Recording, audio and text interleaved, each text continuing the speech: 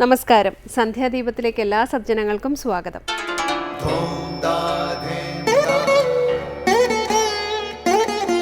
ശുഭം ഭവതു കല്യാണമായുസാരോഗ്യവർദ്ധനം സർവദുഃഖ വിനാശായ സന്ധ്യാദീപം നമോസ്തുതേ.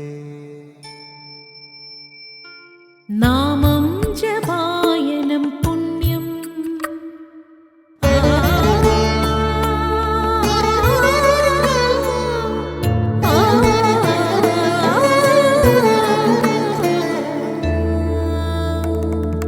നാമം ജപായനം പുണ്യം നിരുപമദീപാങ്കുരം പോലെ സ്വരശ്രുതിലയവരമതുലം ദീവാങ്കണം മോക്ഷ സംഗീതസാരം നീളും വഴിത്താരയിൽ ജീവതാരം മന്ത്രാലാപം മായാവിൻ നിൻ പ്രസാദം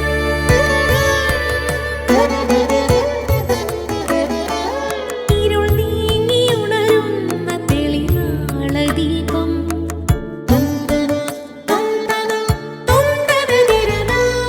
ഇരുൾ നീങ്ങിയുണരുന്ന തെളിനാളദീപം പ്രണവാമൃതം ചൊരിയുന്ന ദീപം ദീപം ദീപം ദീപം ദീപം സന്ധ്യാദീപം.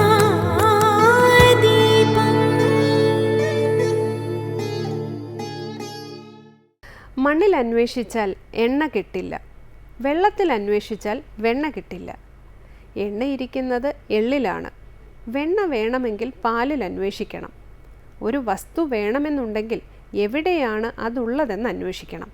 അതേപോലെ പൂർണ്ണവും സ്ഥായിയും ശാശ്വതവുമായ സുഖമിരിക്കുന്നത് ഈശ്വരനിലാണ്. അതിനാൽ ശാശ്വതമായ സുഖം വേണമെങ്കിൽ ഈശ്വരനെ ഭജിക്കുകയാണ് വേണ്ടത്. ഭൗതിക സുഖത്തിനായി ആഗ്രഹിച്ച് അത് സ്വന്തമാക്കുന്നത് പോലെ ശാശ്വത ശാന്തിക്കും സുഖത്തിനും ഈശ്വരനിൽ ആശ വെച്ച് അവിടുത്തെ സ്വന്തമാക്കാൻ ശ്രമിക്കണമെന്നാണ് ആചാര്യന്മാർ പറയുന്നത്.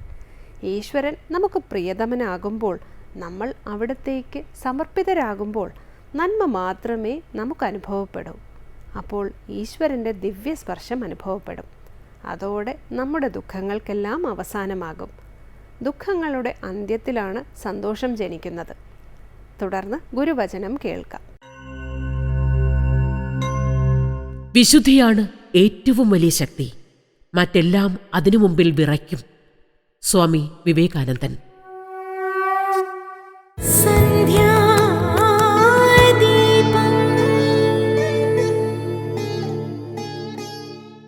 പതിവ് പോലെ ഇനി ദീപാരാധനയാണ്. ക്ഷേത്രസന്നിധിയിലെത്തി മംഗളാരതി തൊഴുത് ഇന്നത്തേക്ക് മടങ്ങാം. എല്ലാവർക്കും നമസ്കാരം.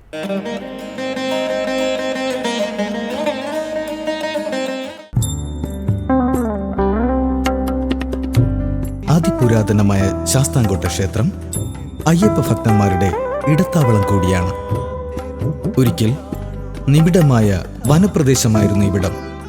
ധാരാളം സന്യാസിമാർ തപസ്സനുഷ്ഠിക്കുവാനും യാഗകർമ്മങ്ങൾ ചെയ്യുവാനും ഈ വനം ഉപയോഗിച്ചിരുന്നു എന്ന് വിശ്വസിക്കപ്പെടുന്നു. ത്രേതായുഗ കാലഘട്ടത്തിൽ ശ്രീരാമ ഭഗവാനും ഈ പ്രദേശത്ത് എത്തിച്ചേരുകയും കൈലാസത്തിലെ മാനസ സരസ് പോലെ ശുദ്ധമായ ശാസ്താംകോട്ട തടാകത്തിൽ അദ്ദേഹം പിതൃതർപ്പണം നടത്തിയെന്നും വിശ്വസിക്കപ്പെടുന്നു. പിന്നീട് രാജഭരണ കാലഘട്ടത്തിൽ പന്തള രാജാക്കന്മാരുടെയും കായംകുളം രാജാക്കന്മാരുടെയും തിരുവിതാംകൂർ രാജാക്കന്മാരുടെയും മാറി മാറിയുള്ള ഭരണപ്രദേശം കൂടിയായിരുന്നു ശാസ്താംകോട്ട.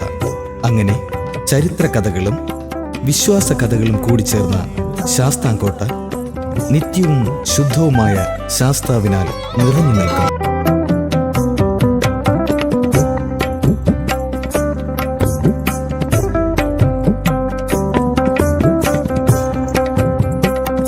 ശാസ്താംകോട്ട ക്ഷേത്രത്തിന്റെ മറ്റൊരു പ്രത്യേകത, പുരാതന കാലം മുതലേ ഇവിടുത്തെ അന്തേവാസികളെ തുടരുന്നത് വാനരന്മാരാണ്.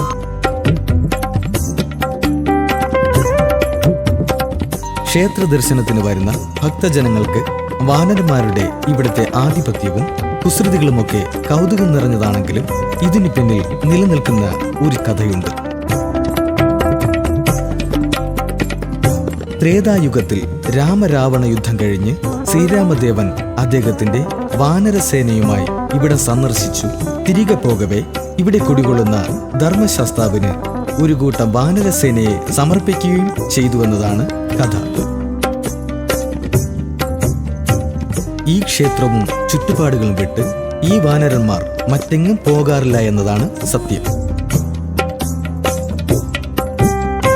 നിത്യവും വാനരന്മാർക്ക് ഭക്ഷണം നൽകുവാനായി ഒരു വാനര ഭോജനശാല തന്നെ ഇവിടെ നിർമ്മിച്ചിട്ടുണ്ട്.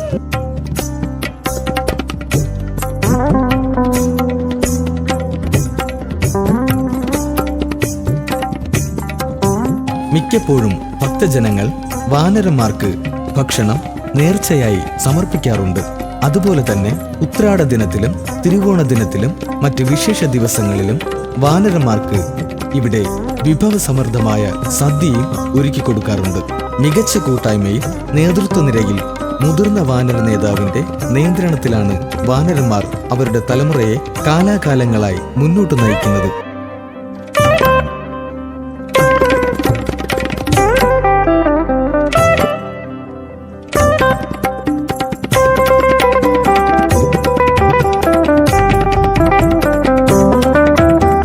ശാസ്താംകോട്ട ശാസ്താവ് പ്രഭാസത്യക സമേതനായിട്ടാണ് അവതീർണപ്പെട്ടിട്ടുള്ളത്.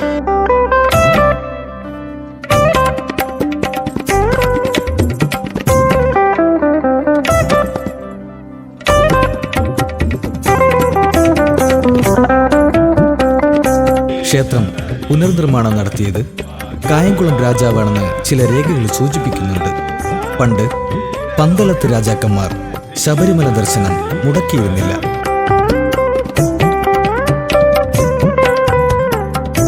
ഒരിക്കൽ കായംകുളം രാജാവിന് അയ്യപ്പ ഭഗവാന്റെ സ്വപ്ന ദർശനമുണ്ടായി. കായംകുളം രാജാവ് നടത്തിവരുന്ന ആയുധാഭ്യാസങ്ങളിൽ പങ്കെടുക്കാൻ ഭഗവാൻ എത്തുമെന്നുള്ളതായിരുന്നു ഭഗവാന്റെ അറിയിപ്പ്. ഒരു ദിവസം ദിവ്യ തേജസ്സുള്ള ഒരു യുവാവ് അവിടെ എത്തുകയും ആകാശത്തേക്ക് ഒരു ശരം തൊടുത്തുവിടുകയും ചെയ്തു. ആ അമ്പിന്റെ ലക്ഷ്യസ്ഥാനം അന്വേഷിച്ചു പോകുന്ന കായംകുളം രാജാവ് ശാസ്താംകോട്ടയിലെത്തുകയും ധർമ്മശാസ്താവിന്റെ സ്വയംഭൂവായ വിഗ്രഹം കാണുകയും അവിടെ ക്ഷേത്രം പുനർനിർമ്മിക്കുകയും ചെയ്തു. ഇവിടെ കായംകുളം രാജാവ് അയ്യപ്പന്റെ പാദസ്പർശമേറ്റ സ്ഥലം കണ്ടെത്തുകയും ചെയ്തു.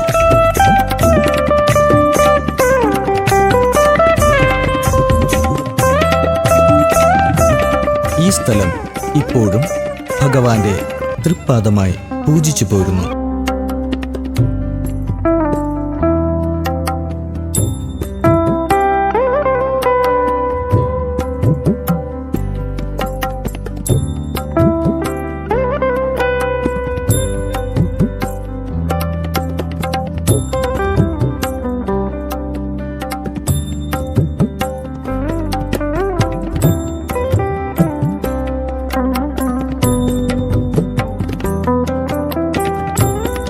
ഭഗവാൻ ധർമ്മശാസ്താവ് സ്വയംഭൂവാണ്.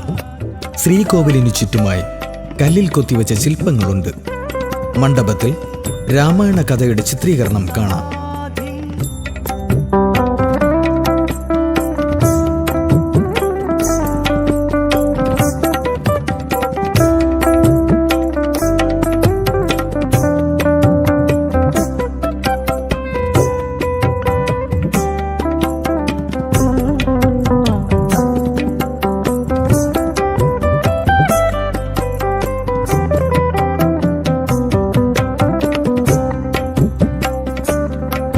ഉപദേവന്മാർ ഗണപതി, ശിവൻ, നാഗയക്ഷി, നാഗരാജാവ്, യക്ഷി, യോഗീശ്വരൻ, രക്ഷസ്, മാടൻ എന്നിവരാണ്.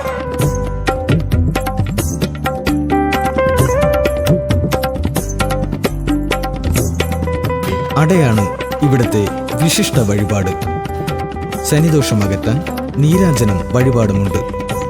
കായലിലെ മത്സ്യങ്ങൾക്ക് മീനൂട്ട് നടത്തിയാൽ ഗ്രഹങ്ങളിൽ ഉറുമ്പ്, ചിതൽ, പഴുതാര തുടങ്ങിയ ജീവികളുടെ ശല്യമുണ്ടാകില്ലെന്നും ചില അനുഭവസ്ഥർ വെളിപ്പെടുത്തുന്നു.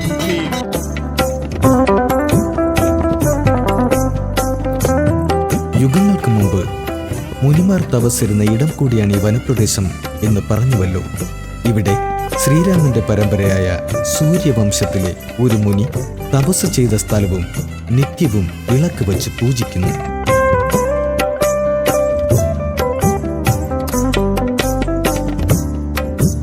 ക്ഷേത്രത്തിന് കിഴക്ക് വശത്തായി പള്ളിവേട്ട ആൽത്തറ സ്ഥിതി ചെയ്യുന്നു. ഇവിടെയും നിത്യവും വിളക്ക് കൊളുത്തി പൂജ നടത്തുന്നു. ഇവിടെ എല്ലാ വർഷവും പള്ളിവേട്ട സമയത്ത് സാംഭവ സമുദായത്തിലെ ജനങ്ങൾ പ്രത്യേക ആചാരാനുഷ്ഠാനങ്ങൾ നടത്തിവരുന്നു. ശാസ്താംകോട്ട ശാസ്താവ് സ്വയംഭൂവാണെന്ന് കരുതപ്പെടുന്നു. സാള ഗ്രാമത്തിലുള്ള ഈ പ്രതിഷ്ഠയെ സാംഭവ സമുദായത്തിലുള്ള ജനങ്ങളാണ് ആദ്യം കണ്ടെത്തുന്നതും. അതുകൊണ്ട് തന്നെ ക്ഷേത്രോത്സവങ്ങളിൽ ഈ ജനതയ്ക്ക് പ്രാധാന്യം കൽപ്പിച്ചിരിക്കുന്നു.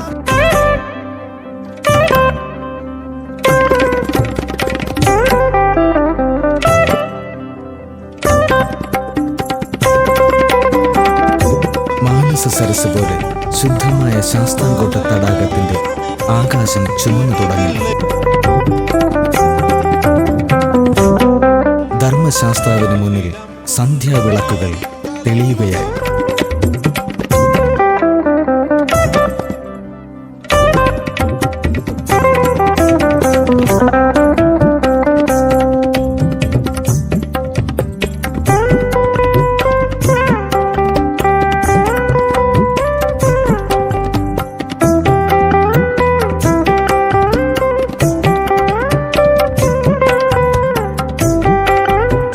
പമ്പ വിളക്ക് പോലെ പുണ്യശോഭയാർന്ന ക്ഷേത്രവും പരിസരവും ശരണമന്ത്രങ്ങളാൽ മുഖരിതമായി.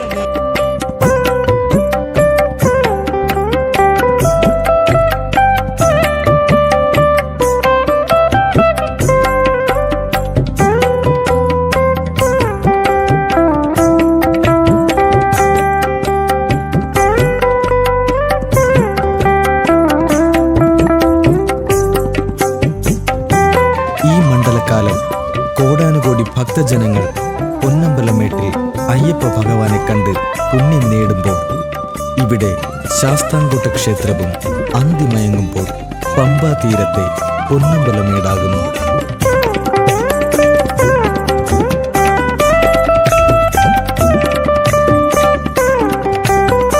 ഇനി ഭക്തമാനസങ്ങളിൽ ഹരിവരാസനം നിറയുകയായി.